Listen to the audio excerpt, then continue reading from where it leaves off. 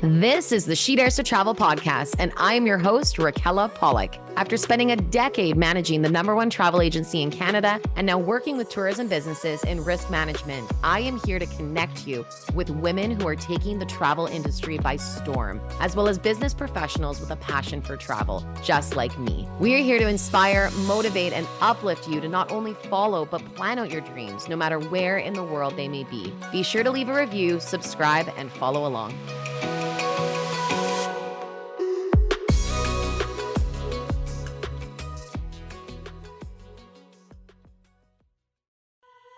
Thank you to Hotel Z Kelowna, Victoria, and Tofino for being our sponsor.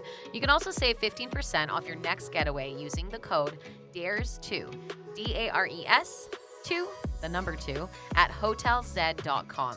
These funky and unique hotels are in British Columbia, and they're going to have you not wanting to leave while you're on your next vacation. Enjoy. Hello, all you daredevils. We are back. Raquella here, and I am looking forward to today's episode. It is really always nice when I can share a lot of the travel insight and experience that I have had over my decade in the tourism industry managing a travel agency. There are so many things that you need to know. And it's one of those things when you start out, if you ever want to be a travel agent, you will absolutely never know everything. And I think that can be true in a lot of jobs. So it's really important when you don't know something to let the person know that you're going to find it out. And that was our go-to. Whenever someone would ask about a destination that we had no idea what they were talking about, we would throw it in the old Google there and learn about it together on the spot. So today's episode is talking all about cruises. Whether you are a first-time cruiser or an experienced cruiser, hopefully a lot of these tips and guidance will help you understand what it's like to be on board of a cruise ship, what to bring, what to pack, what to do, how to make sure that you're not overwhelmed by the massive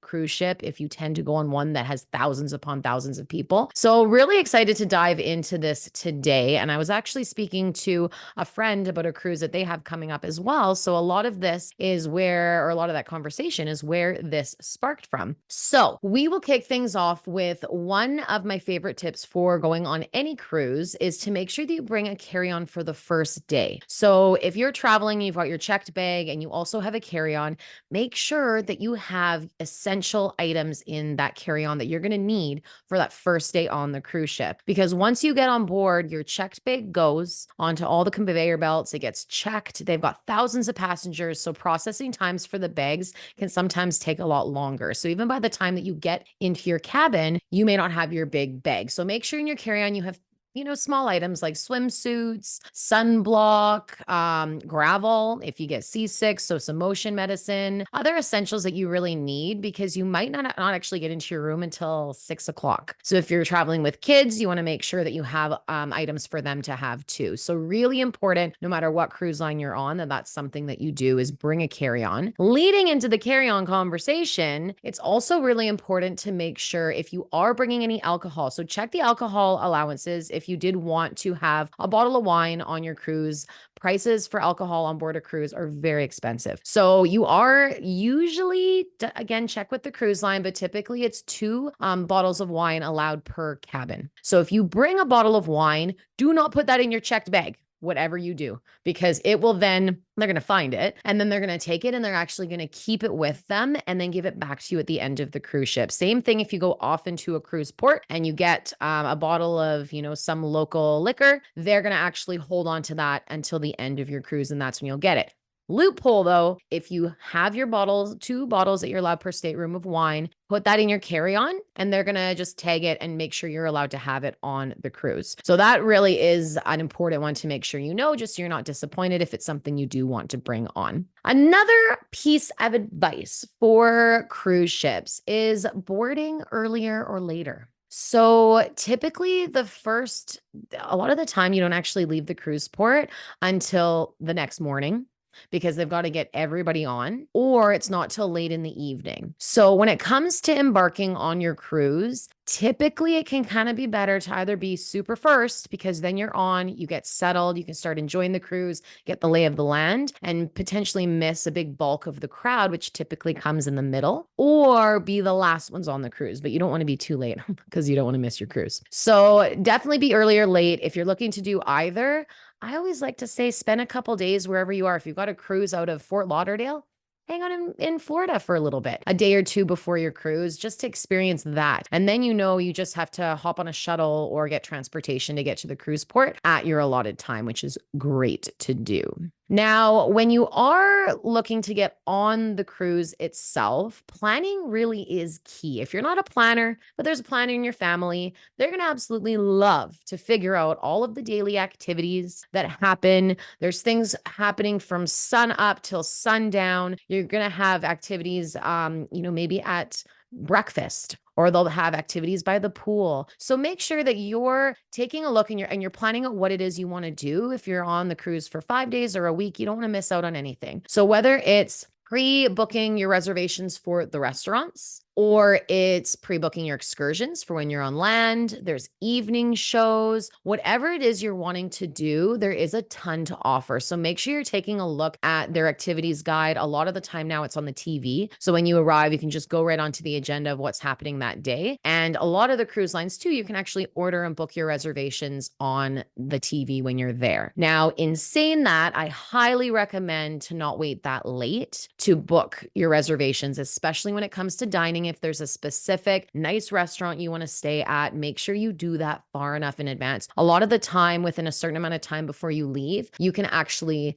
just go online, log into your cruise booking, and you can start making those reservations right away to start planning out your day. So that is a really big one, just to avoid disappointment. If you want to fly by the seat of your pants, absolutely do that. I've done it both ways. The flying by the seat of the pants was fine. Wasn't actually disappointed by anything. It just kind of was, oh, I can't do that. Okay, I'll move on and find out what else is available. Another one too is when you are wandering around and there's crew and staff basically everywhere. A lot of these cruise lines will have 2 staff for every 1 passenger. So that adds up quick, very, very quick. So talk to them, talk to the staff. They are from all over the world. Some of them have been doing this job for years. Some of them are on maybe their first cruise, working for their first 6 months on the water. And a lot of the time I've heard from clients when they came back that that's the highlight of their trip, was that they met people from all over the world that love cruising. And then they gave them a lot of tips for when they were on board too. So make friends. And also, you never know, it could be a bonus if you talk to the wait staff or you talk to the room service attendee, and then you might get a little extra somewhere too.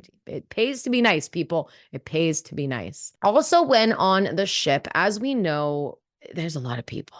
Like a lot of people. So the amount of elevators you have typically is really impressive. The fact that there's elevators on a massive ship in the middle of the ocean is pretty great. But I tend to skip the elevators if I can. If there's an opportunity for me to go up and down stairs, if I'm on a floor where I can understand what's below and above me and I can get around that way, it's going to save you a lot of time. You're going to get your steps in as well, but it'll save you a lot of the time, because sometimes at peak hours, so leading up before lunch, before dinner, before a show, the elevators can be jam-packed and it might take you 15 minutes or longer to get to one spot. Or you'll be on the elevator and you're going to have to go and the doors are going to open in a full elevator at every floor trying to pick people up. So keep that in mind too. If it's taking too long, take the stairs. No big deal.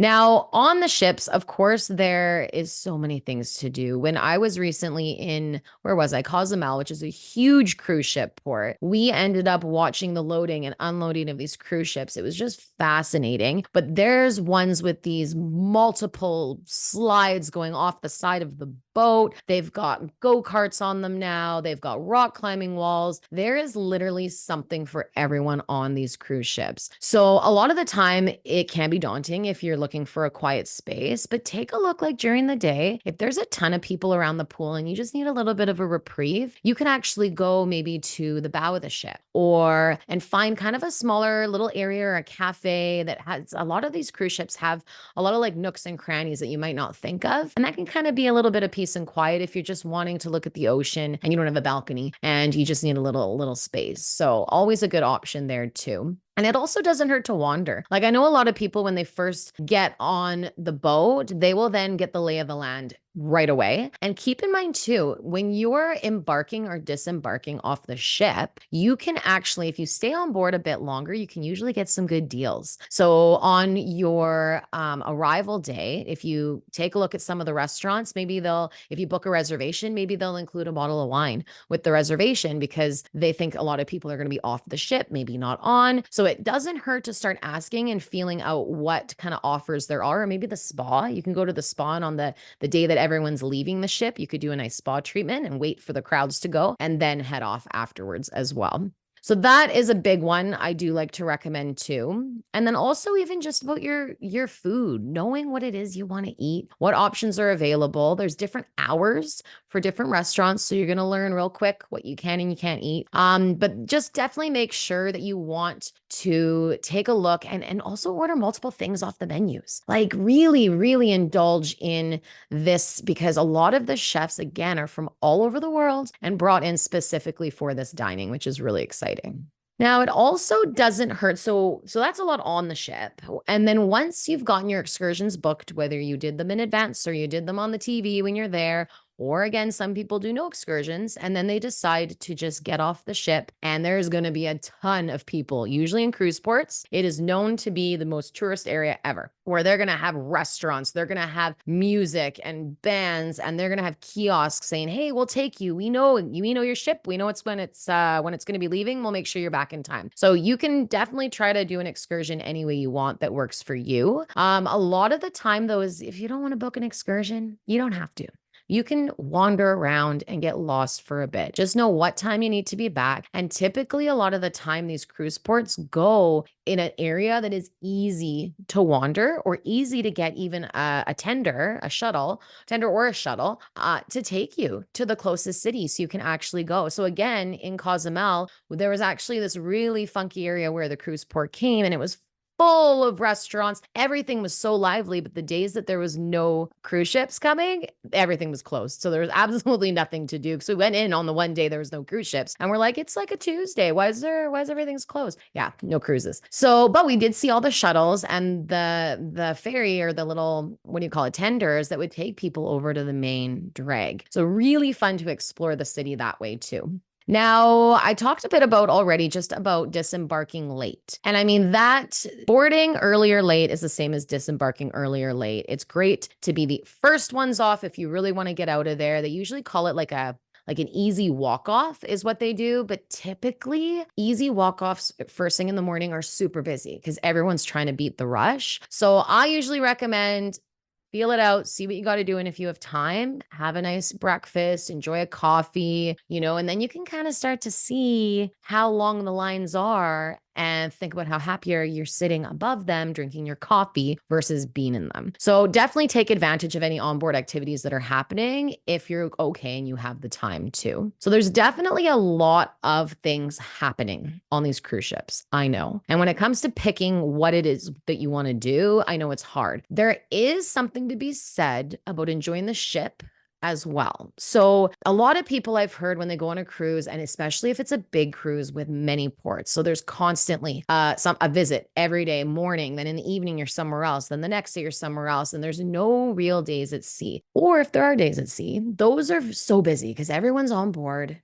enjoying all the activities. So if there's something you really want to do on the ship that you think is so fun and would make your holiday, it is okay. And I'm letting you know, it is okay to take a port day off. It's okay. You do not have to do absolutely every single port. I promise you, it is okay. And then you can talk to people and ask them how that port was, and you can hear that way. But if there's something you want to do, if you really want to go mini golfing, but every day at sea, it's been so busy and you haven't been able to, it's fine. Take a port day off, enjoy what you want to do, and know that there's going to be a lot less crowds on board too. So just something to keep in mind, which you never know, but those are kind of the highlight things I like to recommend people when they are looking to do a cruise. And then even beforehand, before going on the cruise, I know it can be overwhelming when researching. So definitely talk to people that have been cruising, read blogs, listen to podcasts, reach out to travel agents, whatever it is you do, but also make sure that you're not just researching the cruise line because there's so many different cruise lines depending on the demographic of who you want on there. Some are more geared to family, like Carnival, some,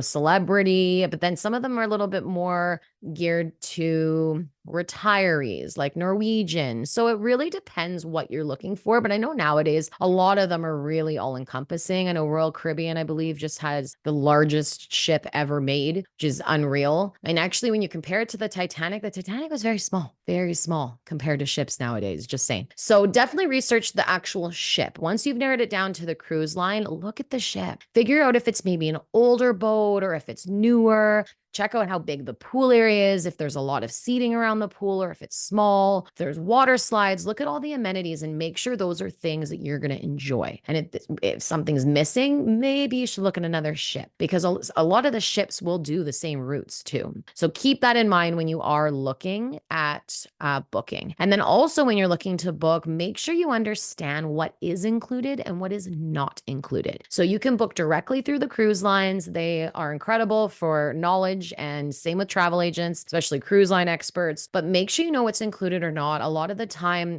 tips can be included, and it is a very easy way. So you don't have to worry about tipping at the end of the cruise, or maybe you didn't budget tips into the end of your cruise rate. So that is a big one. Look to purchase any type of all-inclusive packages because there's a lot of things that are not included. So make sure you've got all-inclusive, whether it's beverage packages, it's things that you really don't want to have to think about. Wi-Fi is a big one. When it comes to Wi-Fi, it's usually really slow, especially if everyone's trying to get on it and you're in the middle of nowhere. But Wi-Fi is a big one. It can be very expensive. So also take a look at options for international phone plans or data plans. On one of my last travel tip episodes, I talked about an app called AirAllo, AIRALO, where you can pre-purchase really inexpensive data as an eSIM card that you just attach into your phone. It's super easy. So take a look at different options because there are some expensive things that if you're hit with it, you don't want that to be something that's going to ruin your holiday or you're going to be thinking about that more than your holiday itself. So yeah, definitely do not miss anything on that regard. Now, otherwise, when it comes to the trip, it's more getting ready for it. And then it's wondering what to pack. And a lot of it depends on your room. It starts off with studio rooms. There's some with no windows. There's some with small pothole windows. There's some cabins that have big picture windows. Nowadays, there's even cabins that have an electronic window. So you push a button and it looks like you have a full wall of a window, which is just reflecting what the outside looks like. It's pretty cool. Pretty cool. Or a balcony. And I always say, if you have it in your budget, splurge to get the balcony. This is your reprieve. This is your happy place. You are going to see so many incredible things from your balcony. So take a look at that and also try to be conscious of where the cruise is going to be coming into port and what's on that side of the cruise cabin that you pick. So depending if you're, coming in to the cruise port and all the lands on the right-hand side, maybe you're going to pick a cat for most of the stops. Maybe you're going to pick a cabin on the right-hand side. So definitely check on that. Another tip too is try to avoid being close to an elevator. If you're booking last minute, it may be all you have as an option. So bring earplugs, but elevators tend to be quite noisy, really, on ships, at hotels, anywhere. So that is a big one too. Now, packing for a trip, I was saying can be interesting. You want to make sure, depending on the room size, that there's going to be some kind of drawers that you can unpack. I do know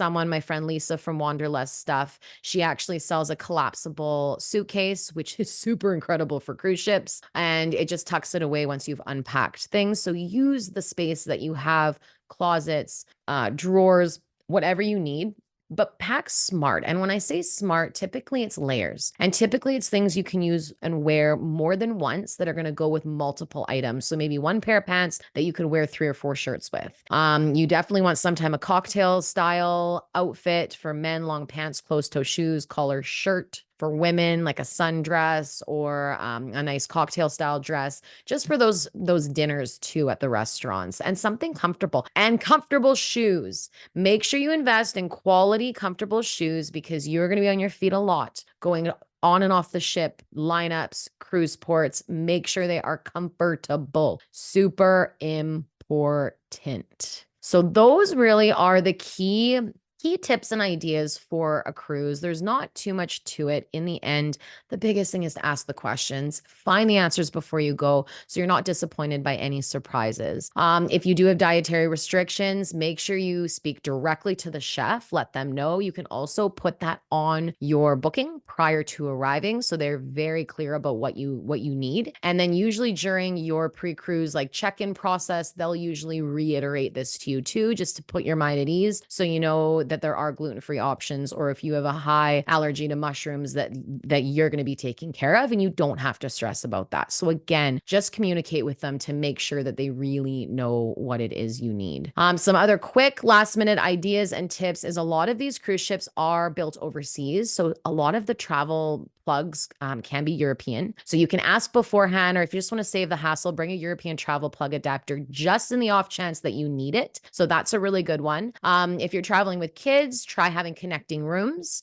That is really fun too. So instead of having to purchase a really expensive larger suite, you could actually just get 2 rooms at the same balcony or studio cabin connecting room, and you're good to go on that too for a space saver. So really, there's really so many different things and thoughts, but it depends on what you're doing, where you're going. If you're going somewhere cruising, maybe not in Antarctica, you would not need water shoes. You would need a whole different wardrobe. But for a lot of sun cruises, water shoes are a great thing. They're easy to pack. You can roll them right up and they go right in your suitcase, and it's going to save you for when you're out at a beach going around. So that's a big one too. And then a fun one, because we are around the holidays right now. Bring battery operated tea lights. Bring little tea lights for in the bathroom. Nice to have in the evening. So if you wake up in the middle of the night and you go to the bathroom, you don't have this crazy bright light shooting you in the eyes. Or you could bring little string lights, battery operated, and you can put them on your balcony. And then it's a nice ambiance for you too, to really, really make this place your home for the week that you are there. I absolutely love cruising because you get to have a taste of so many different places all on one trip, and you only unpack once. And that to me is very special. So there is something to be said about unpacking once for a holiday and being able to see so many places. So it's a very comfortable way to travel. It truly, truly is. So make sure you write these tips down. One last one, almost forgot an important one. Make sure you set your clock to, or if you have a watch, bring a watch and set it to the ship's time. This is something, ship's time rules when you're out on the high seas is very different than whatever time zone you're in, and you may be hopping time zones. So don't always rely on your cell phone. It may not switch to the right time zone if you're in a port or, it doesn't connect. Definitely bring a watch and make sure you're on ship's time always so you know when to get back to the ship so they don't leave without you. Really important. I hope these tips have been helpful. Please let me know. I'd love to hear from you. Leave a review. Those always make my day.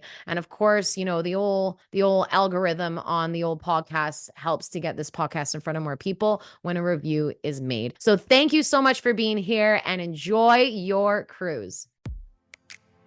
If you like this episode, please subscribe, download a few more, and leave a review. I really would love to hear from you, what you enjoyed and what your key takeaways were.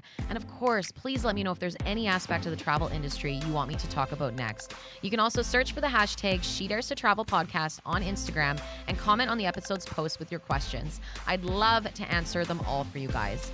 I hope you enjoy your day, stay so well, and until next time, fly straight.